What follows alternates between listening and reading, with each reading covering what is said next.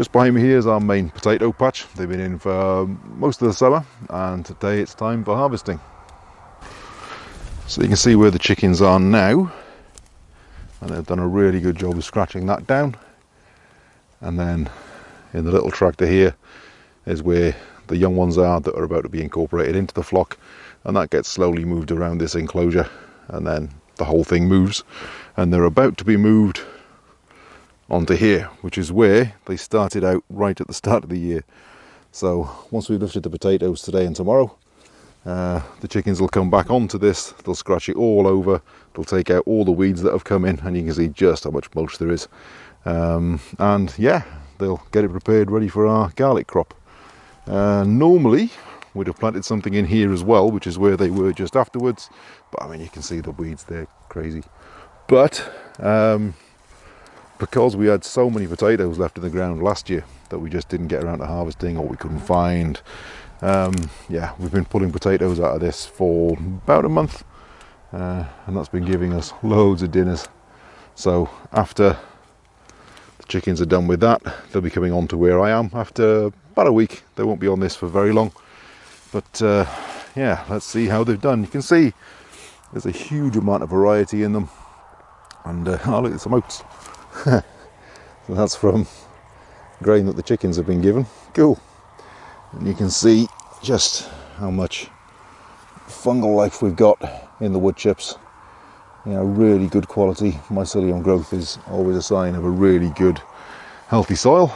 So I've got buckets, I've got gloves, I've got my little map of what I planted where. Let's have a look at what we've got. So these first two rows are Pentland Dell.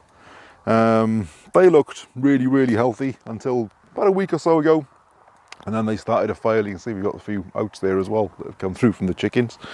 The next row is Desiree, and I don't see much there, so it'll be interesting to see if there's anything below the ground.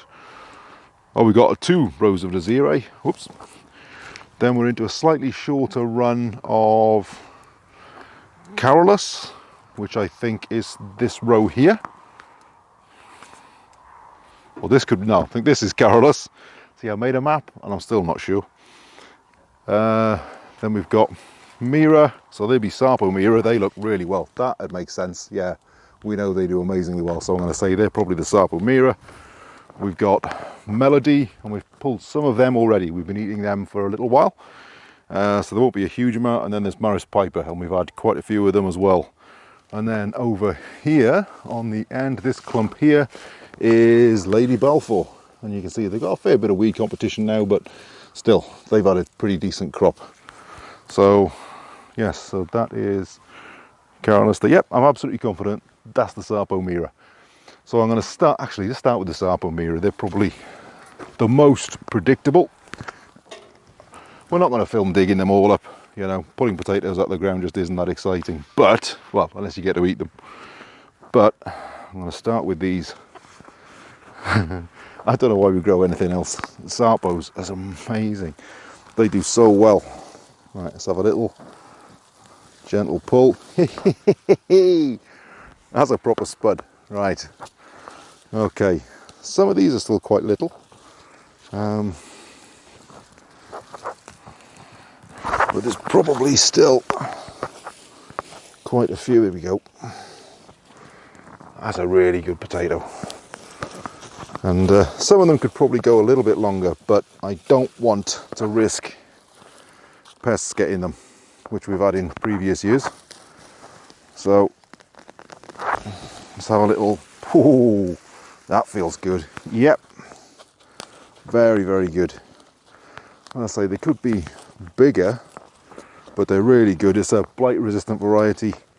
Most people seem to have really good results with Sapo Mira, and these are just grown in mulch that the chickens have gone over. So now you see there's a tunnel in there, which is probably a mole. You've noticed the moles coming through. They come in after the worms, and early in the year they can actually unearth your spud plants, which is, you know, it's not like other rodents, they're not doing damage, but it is still quite frustrating. Ooh, this one looks good. Hang on.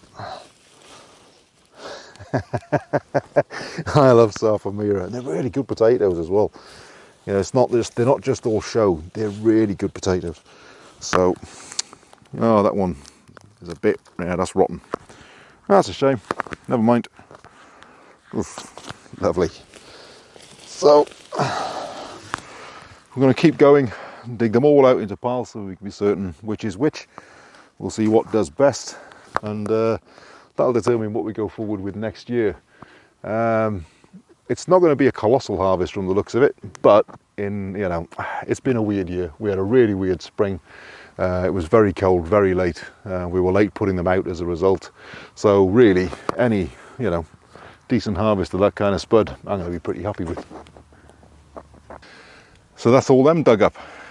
So we've got Sarpo here. That's a fairly respectable pile. This is Lady Balfour.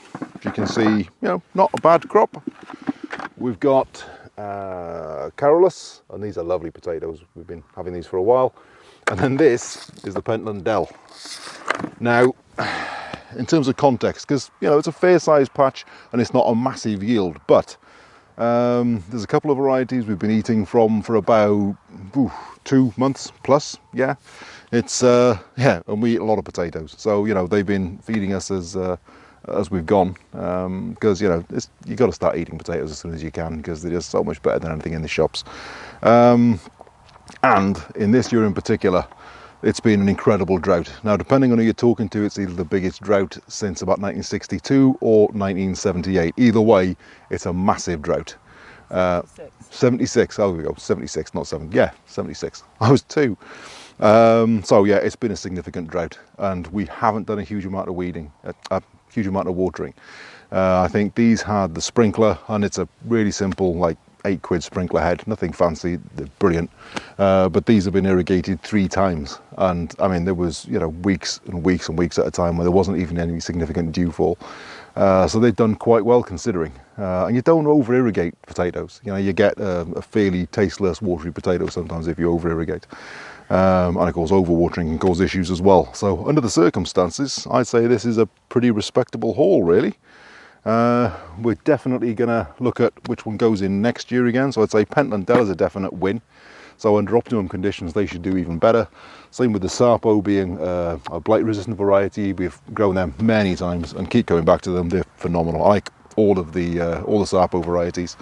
Of the others, we haven't eaten the Lady Balfour yet, but these were grown from not seed potatoes, but from organic potatoes from the supermarket. That just they were in the cupboard a bit too long, so we just planted them. And overall, other than the work the chickens did, and I barrowed some wood chip over, but it's literally like 10 meters behind the camera is where we have that dropped off, so it's no work at all. In fact, quite often we give it to our teenage son to do, because barrowing mulch around is the easiest job in the world.